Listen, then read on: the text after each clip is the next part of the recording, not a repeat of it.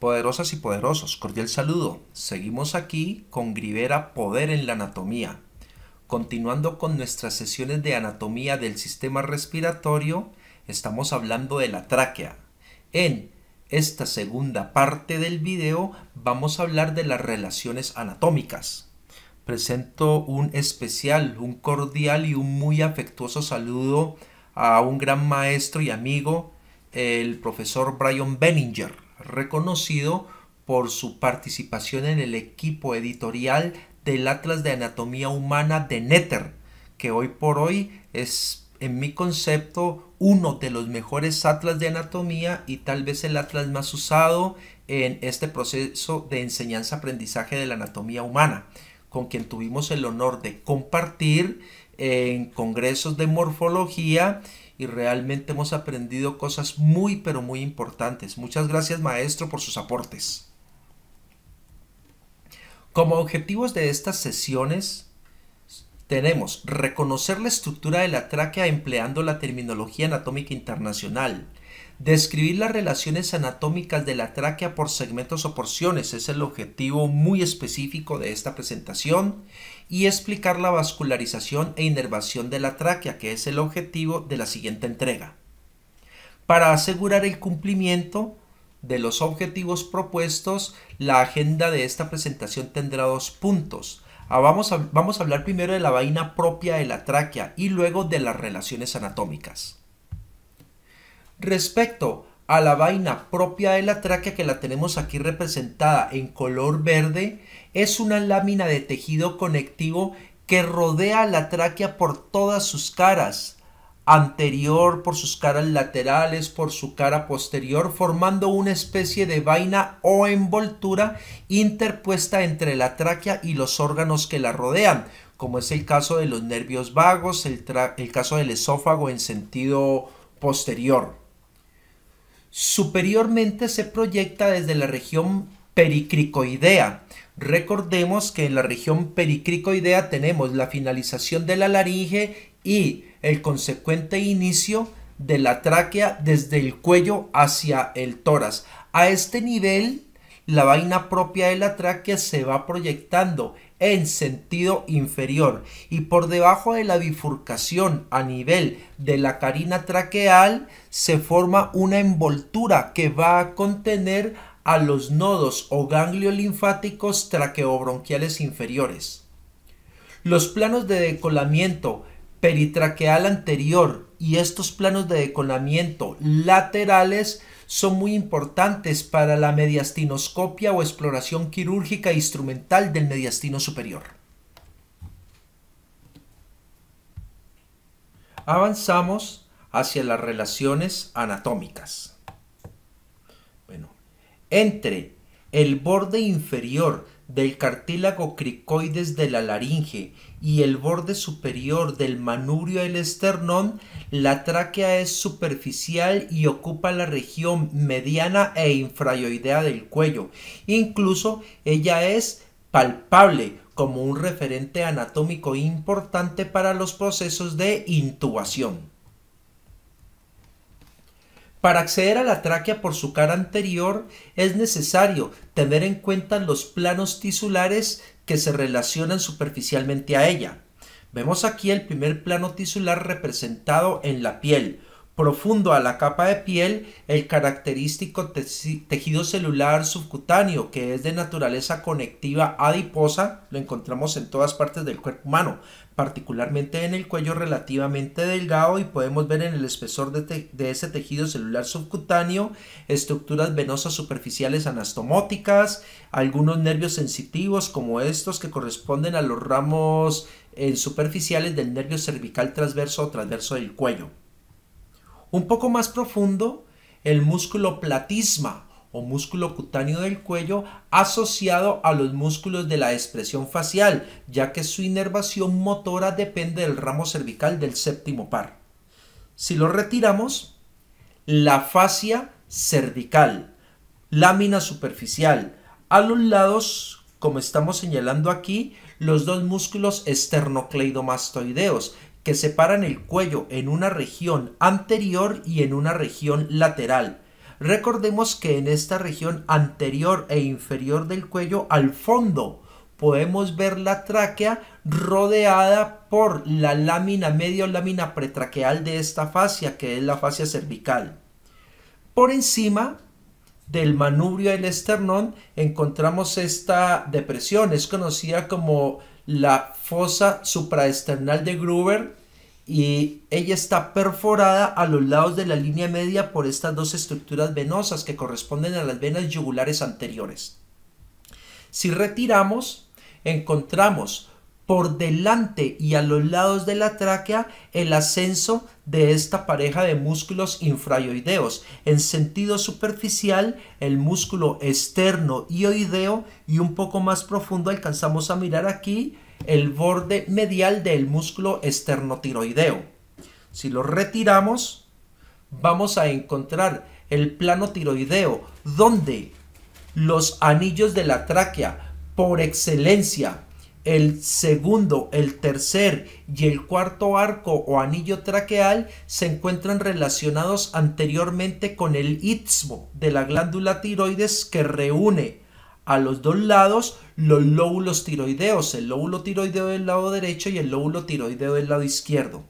Este plano o esta relación con la glándula tiroides es muy importante, porque en este sitio o con base al istmo de la glándula tiroides, el segmento cervical de la tráquea se va a subdividir en 3 segmentos.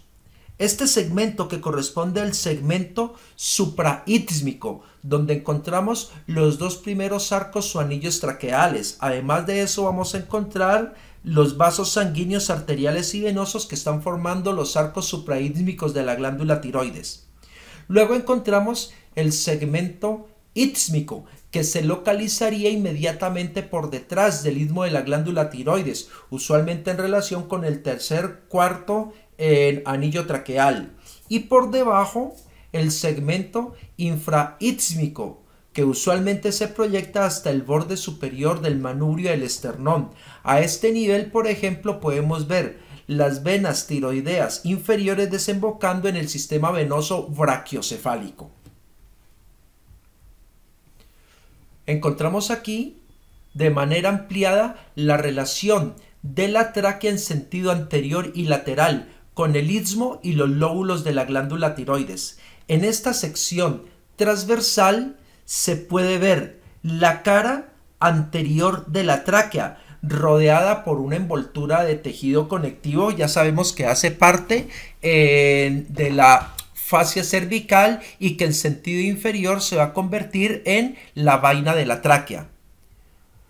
Identificamos cómo por delante de la cara anterior de la tráquea se va a localizar esta zona estrecha que corresponde al istmo de la glándula tiroides.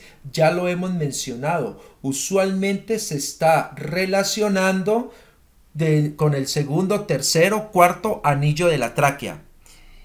Y lateralmente se deja una impresión que es profunda, medial, respecto a los lóbulos de la glándula tiroides.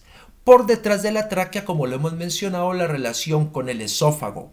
Entre la tráquea y el esófago, los ángulos traqueoesofágicos, por donde tenemos el ascenso del nervio laringio recurrente como ramos del nervio vago.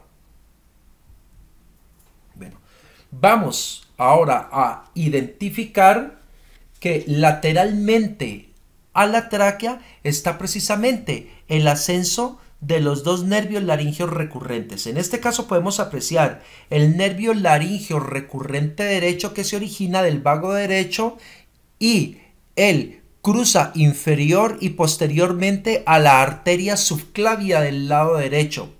Este nervio laringeo recurrente derecho se posiciona paralelamente a la arteria tiroidea inferior, que es un ramo de este tronco arterial, el tronco tirocervical o tronco tirocérvico-escapular, una de las ramas de la arteria subclavia. Para el caso del nervio laringeo recurrente del lado izquierdo, es mucho más largo que el lado derecho. Se origina del vago izquierdo y él cruza en sentido inferior y posterior al arco de la arteria aorta, asciende por el ángulo traqueoesofágico y se va a posicionar medialmente a la arteria tiroidea inferior, rama del tronco tirocervical de la arteria subclavia. Si miramos en esta visión lateral, vamos a ver cómo lateralmente a la glándula tiroides y a la tráquea, además de encontrar el nervio laringio recurrente, encontramos el eje yugulocarotidio del cuello o el eje vasculonervioso cervical, que estaría constituido medialmente por la arteria carótida común, que la encontramos aquí seccionada, lateralmente por la vena yugular interna. Recordemos que esta vena yugular interna se origina en la base del cráneo a nivel de fosa posterior cuando se une el seno petroso inferior con el seno sigmoideo. Entre la vena yugular interna y la arteria carótida común en sentido posterior tenemos el descenso de este nervio, el décimo par craneal o el nervio vago, que va a dar origen, como ya mencionamos, a los ramos laringios recurrentes. Identificamos cómo la tráquea también se está relacionando con la rama tiroidea inferior del tronco tirocervical o tronco tirobicervicoescapular de la arteria subclavia. Incluso esta arteria va a proporcionar ramas que van a irrigar a la tráquea en su segmento superior. Aquí, en esta imagen, podemos apreciar la continuidad de la tráquea después del borde inferior del cartílago cricoideo, la relación con ganglios linfáticos que pertenecen a los grupos 2R, 2L y 3P, como los vamos a identificar en la entrega sobre vascularización de la tráquea. También podemos apreciar la relación de la tráquea lateralmente con la cadena o tronco simpático en su porción cervical. Despejamos un poco más los tejidos, miramos aquí estos nervios que están descendiendo de la cadena simpática porción cervical por delante y a los lados de la tráquea corresponden a los ramos cardíacos que se van a proyectar a formar el plexo cardíaco por debajo del arco de la arteria aorta y va a proporcionar inervación autónoma para el corazón y para los grandes vasos. Si retiramos la tráquea en sentido posterior, podemos ver el esófago descendiendo desde el cuello hacia el mediastino superior. Listo. En esta imagen quiero que identifiquemos cómo el segmento cervical de la tráquea se va a relacionar primero en el cuello propiamente dicho, por delante del nivel de la sexta vértebra cervical. Luego la tráquea va a ocupar el espacio entre las dos cúpulas pleurales o ápex del pulmón, espacio conocido como el vestíbulo del mediastino. A este nivel, la tráquea se va haciendo posterior y se va separando del esternón, porque se va a aplicar un plano profundo por delante del esófago y a su vez el esófago por delante de la columna vertebral. Luego, la tráquea penetra hacia el mediastino superior, donde definitivamente ya la encontramos con una localización bastante profunda y posterior en relación al esternón.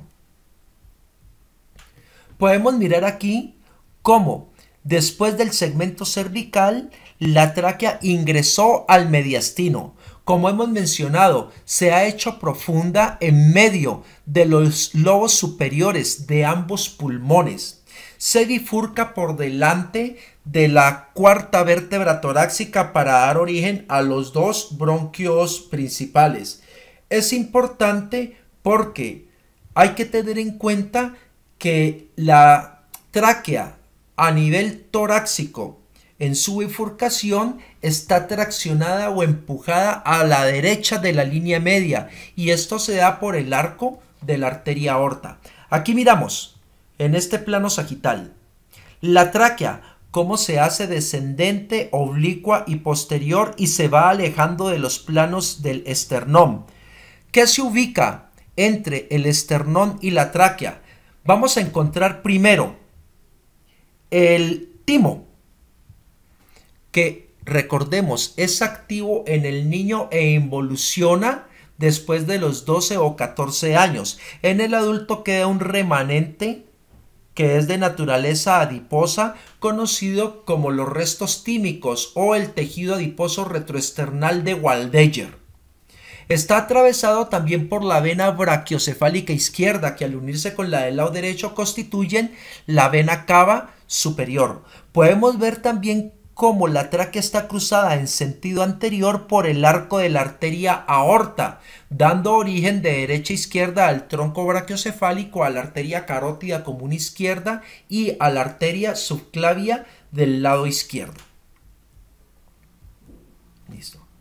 Estamos mirando lateralmente la tráquea, pero por el lado derecho. Si miramos la tráquea por el lado derecho, por supuesto, aquí se ha retirado el pulmón del lado derecho. Podemos ver cómo el arco de la vena ácigos está cruzando por encima la bifurcación de la tráquea y se posiciona respecto al bronquio principal del lado derecho. De igual manera vemos cómo la tráquea está cruzada lateralmente por el nervio vago del lado derecho que se está proyectando al mediastino posterior para luego ramificarse y formar el plexo esofágico. Listo. Por delante y a la derecha la vena cava superior en relación con el nervio frénico que está descendiendo como un ramo del plexo cervical desde el cuello hacia el mediastino, donde se va a posicionar a los lados del pericardio fibroso antes de alcanzar la cúpula diafragmática. Esta relación importante, el arco de la arteria aorta por encima del ángulo traqueobronquial izquierdo entre la tráquea y el bronquio principal izquierdo. Es aquí, a este nivel, donde el arco de la arteria aorta rechaza hacia la derecha la bifurcación de la tráquea, y por debajo de la bifurcación traqueal una relación importante también con la bifurcación del tronco pulmonar, sobre todo con la arteria pulmonar del lado derecho que se hace satélite del bronquio principal del lado derecho. Listo. Aquí relaciono las referencias de las cuales hemos compilado la información para esta presentación en la página 1071 a 1081 del tomo 2 de la edición 5 de la Target, la página 220 de la cuarta edición del libro Grey Anatomía para Estudiantes, página 1039 a 1041 de la octava edición del libro del Dr. Moore y la séptima edición del Atlas de Anatomía del Dr. Frank Netter, que ha sido una fuente importante para ilustrar esta presentación. Agradezco su atención y nos vemos en la siguiente entrega.